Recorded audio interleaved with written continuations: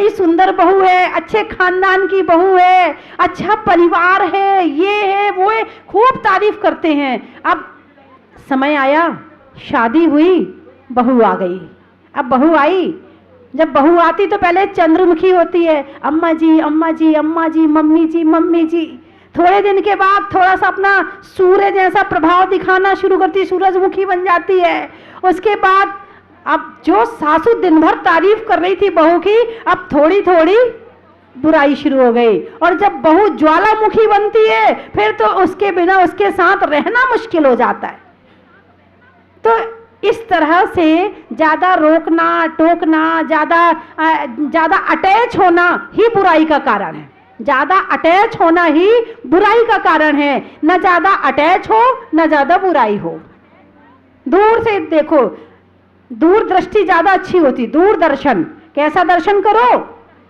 दूरदर्शन। जितने लोग आपके घर के सामने से निकलते हैं, जिनको आप नहीं जानते हैं, उनके प्रति आपके मन में कोई भाव पैदा होते हैं क्या? नहीं होते हैं। और यदि आपका कोई मित्र निकल जाए तो फिर क्या होता? ओ अरे भाई साहब सुनो, भाई साहब आवाज लगाओ। उसने आपको देखा नहीं होगा तो आवाज लगा के बुलाओगे। और कोई आपका दुश्मन निकल जाए तो शक्ल इधर कर लोगे, ये और कहां से दिख गया, ऐसा और बोल दोगे मुंह से साथ में।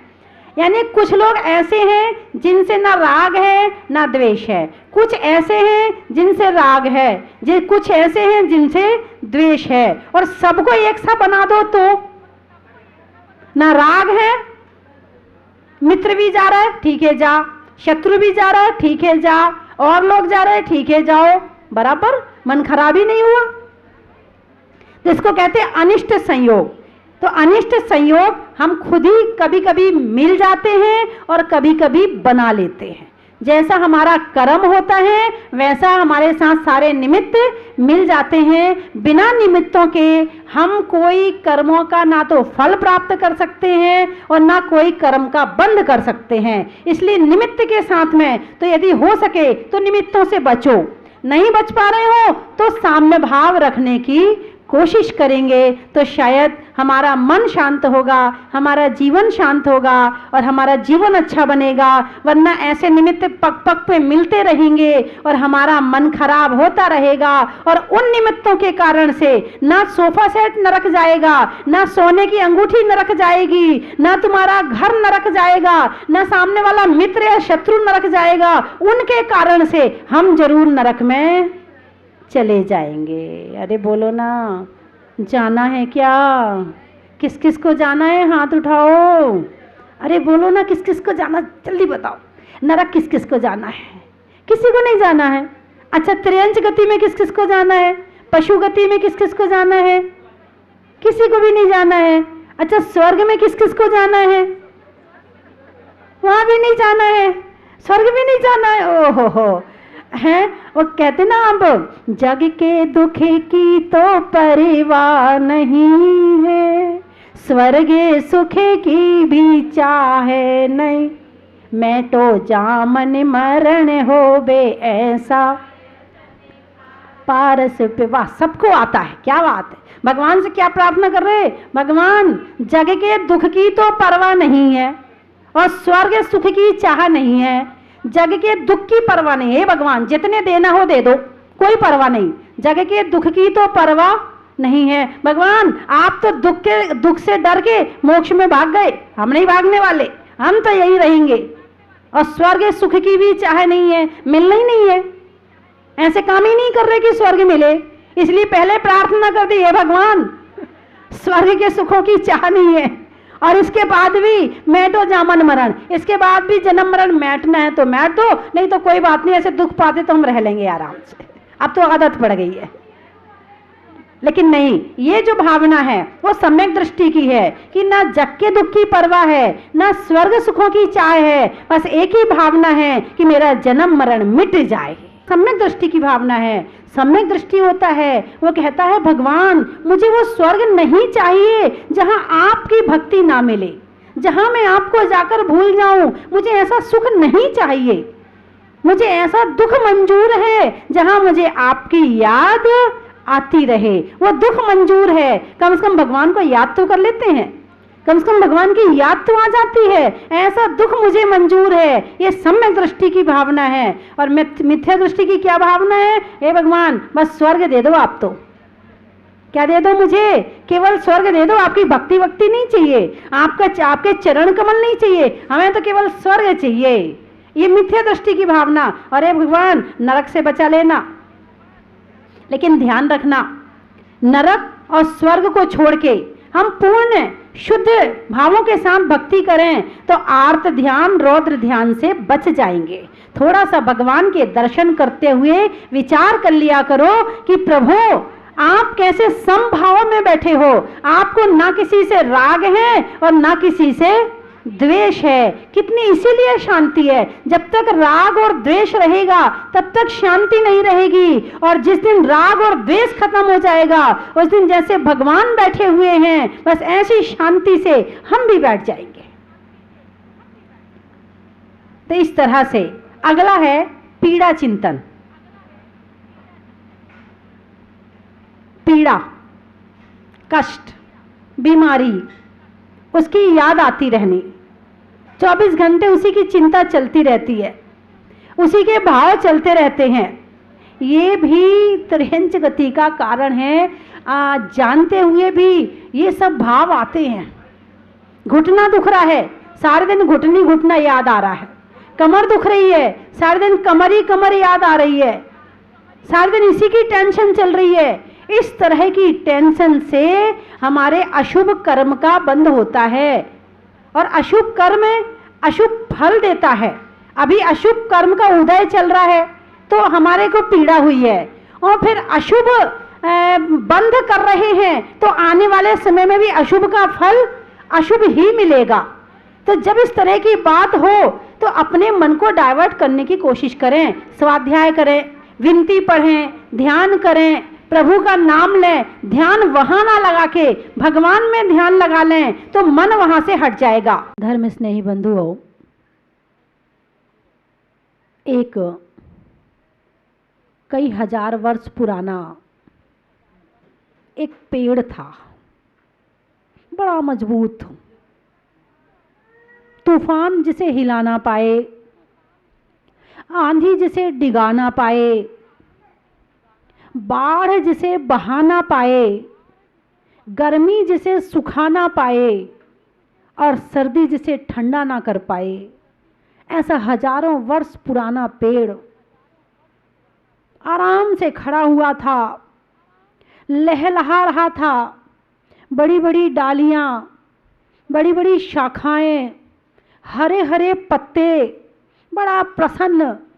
आसपास के पेड़ कितने आए उसके पास और कितने चले गए, मगर उसका कुछ भी नहीं बिगड़ा। बड़ी से बड़ी बाधाएं आई मगर उस पेड़ का कुछ नहीं बिगड़ा। और पेड़ उसे देखकर ईर्ष्या करते थे कि हम जन्म लेते हैं, बड़े होते हैं, कुछ दिनों के बाद हमारा अस्तित्व समाप्त हो जाता है, और इसे देखो, इसे कुछ नहीं होता है। एक दिन उस पेड़ में दीमक लग गई। एक दिन उस पेड़ में दीमक लग गई।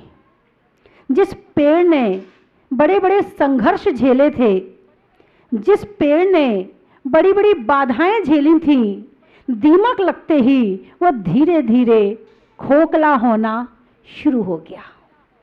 धीरे धीरे उसकी जड़ें खाली होनी शुरू हो गई। दीमक उस पेड़ को खाने लगी। अब वो कमजोर होना शुरू हो गया।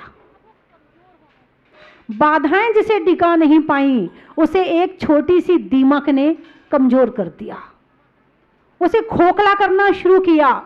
और धीरे धीरे धीरे धीरे करके एक दिन ऐसा आया कि वो पेड़ अंदर से खोखला हो गया। बाहर से तो दिख रहा था कि पेड़ खड़ा है, लेकिन अंदर से वो खोखला हो चुका था। और एक दिन तूफान आया और वो पेड़ धराशायी हो गया। ये तो एक पेड़ की कहानी थी। ठीक इसी तरह एक मनुष्य की हालत भी ऐसी है। वो मनुष्य जो किसी संकट से नहीं डरता है, जो किसी संघर्ष से नहीं डरता है, बड़े धैर्य से काम लेता है, बड़ी बड़ी बाधाएं सहन कर लेता है, बड़े बड़े मुकाबले कर लेता है, लेकिन जब वही व्यक्ति में कोई चिंता की एक छोटी सी दीमक लग जाती है तो धीरे धीरे धीरे करके वही कमजोर हो जाता है। बड़ी बाधाएं जिसे डिगा नहीं पाती हैं, उसे छोटी सी दीमक उसे डिप्रेशन पैदा कर देती है, छोटी सी चिंता उसके दिमाग को खराब कर देती है। जितने बड़े बड़े काम करने वाला अब वो छोटे छोटे काम भी नहीं कर पाता है। वो चिंता दीमक की तरह एक इंसान को खोखला कर देती है। आज लाखों करोड़ों लोग ऐसे हैं जो चिंता की दीमक जिनके दिमाग में लगी हुई है और जिसके कारण से वो आज कमजोर हो चुके हैं।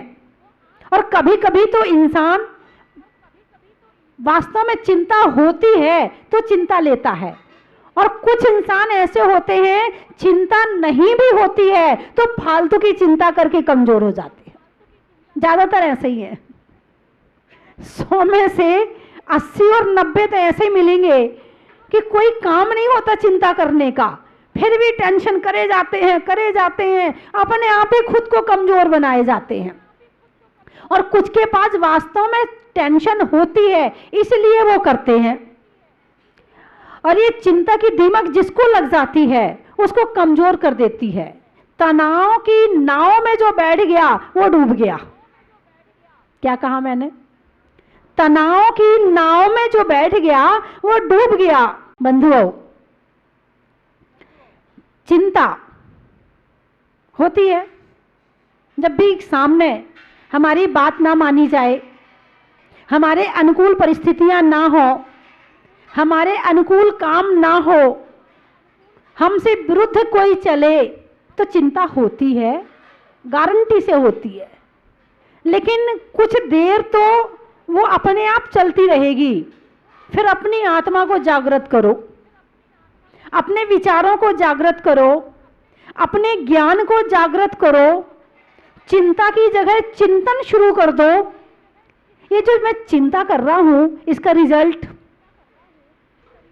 सामने वाला जिस बात के लिए कर रहा है इसका मुझे क्या रिजल्ट मिलेगा, चिंता करने से क्या समस्या का समाधान हो जाएगा।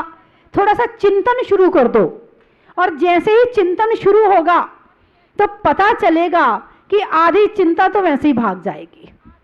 चिंतन के शुरू होते ही आधी चिंता तो वैसे ही भाग जाती है, और आधी चिंता को अपने ज्ञान से भगाने का प्रयास करें। क्योंकि हम कुआं तो छान नहीं सकते हैं, हम कुआं तो छान नहीं सकते हैं, अपना लोटा छान सकते हैं। हम सारी दुनिया को तो सुधार नहीं सकते हैं, लेकिन खुद को बदल सकते हैं। प्रभु हम बदलते दूसरों को पर स्वयं बदले नहीं। एक सिद्ध पूजा लिखी है, उसमें कुछ लाइनें ऐसी हैं, प्रभु हम बदलते दूसरों को पर स्वयं बदले नहीं, समझाते हैं सारे जगत को पर स्वयं समझे नहीं।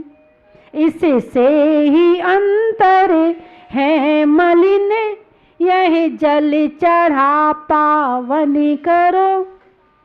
हे सिद्ध भगवन दोष हर, इस जन्म को सार्थक करो।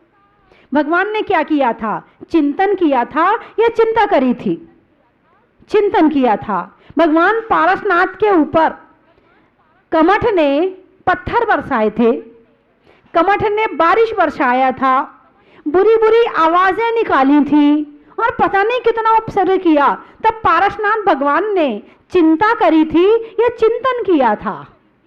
अरे वो जोर से बोलो ना, चिंतन किया था। हैं? राम के ऊपर जब संकट आया, सुबह राज्य गद्दी मिलने वाली है, सारे गांव वाले प्रसन्न हैं, सब प्रसन्न हैं, तैयारियां शुरू हो गई, और सुबह पता चला राज्य गद्दी की जगह वन में जाना है। राजभवन की जगह अब वन में जाना है। तो उन्होंने चिंता की थी या चिंतन किया था? उनका चिंतन सुनिए, जो राम का चिंतन था वो क्या चिंतन था। और उन्होंने तुरंत मिनट नहीं लगाया अपने मन को समझाने में। उन्होंने क्या किया, मां कैकेयी वनवास भेजना चाहती है और पिता दशरथ रोकना चाहते हैं। वो अपने पिता से क्या कहते हैं, मां कौशल्या से क्या कहते हैं, अरे मां तुम समझे नहीं, इस राज्य से ज्यादा वो राज्य बड़ा है।